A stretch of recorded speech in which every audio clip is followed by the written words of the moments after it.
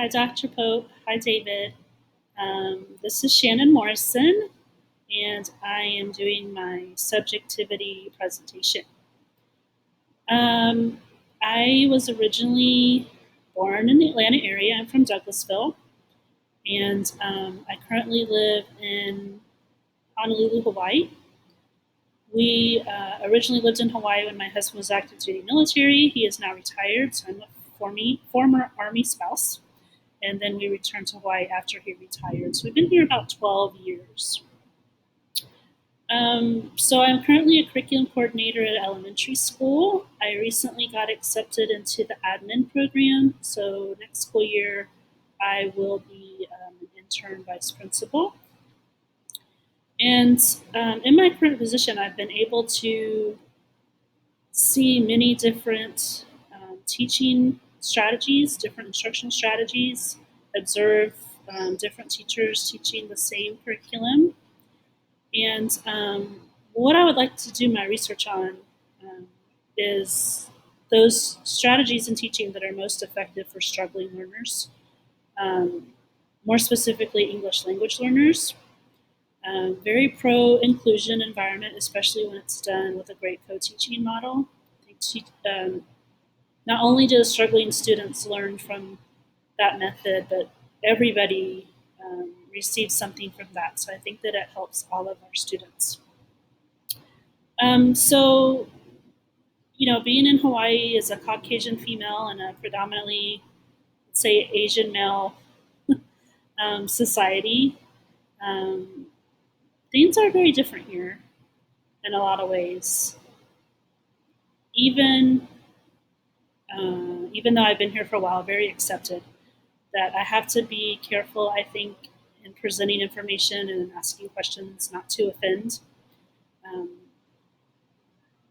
the culture here is more save the feelings than tell people what to do or how they should do it. So I do find that especially here that teachers learn better when they observe other teachers and they kind of reflect and come to conclusions on their own as to how they should teach.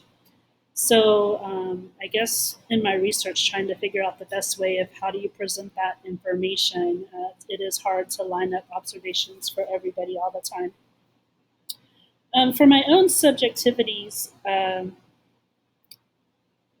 think, I've already mentioned culture a little bit and how I have to be careful of that. And then also very pro inclusion. And I mention that because, if I see some models out there that specify that the best way to teach students is to, separate the high kids from the low kids and, make sure that that everything's fair. That way. I may tend not to pay as much attention to that type of information. So I have to be careful because there may be some good things to be gained from information such as that. So I've seen inclusion work very, very well. Uh, I know that it can work very well. So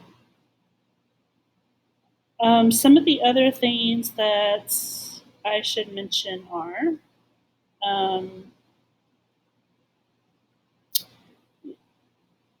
I think I have access to a lot of information in my position, not just seeing, um, all the classrooms. I basically have free range to walk in classrooms as an administrator would have. So being able to compare a lot of information that way. Also have,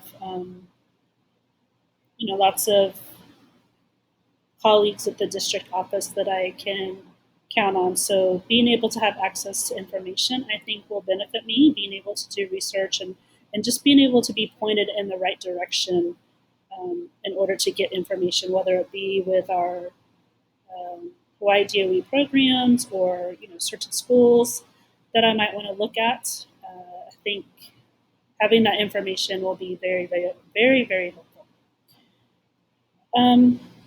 So some of the subjectivities I've mentioned, cultural inclusion, I debated on mentioning this one as far as research, but I've always found myself to be very compliant. So I I guess I have a hard time when I see that teachers aren't doing quote what they're supposed to be doing. I guess I can give the example of, at our school we have a daily intervention block for reading time, and teachers should be pulling a small group of students during that time to work on whatever the students need the most, whether it be vocabulary, fluency, comprehension. And then a lot of times that's not occurring, even though, it's an expectation, it's written in our academic plan. So I guess trying to find a way not to be judgmental while I do research. If I am researching in a school and I know what's supposed to be happening in a certain time, so trying to find the balance of getting information while not ruining relationships in the meanwhile. So I have thought a lot about how I will keep myself as objective as possible, and I think very reflective just in nature, stopping and looking at the information that I'm gathering. Also, my husband is retired and he's a great accountability partner. They say opposites attract, and we are different in our beliefs, from everything to religion to politics to um, where to go to dinner.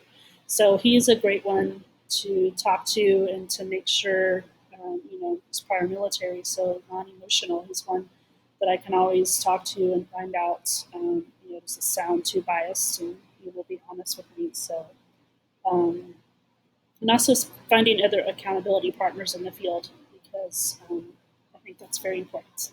Thanks.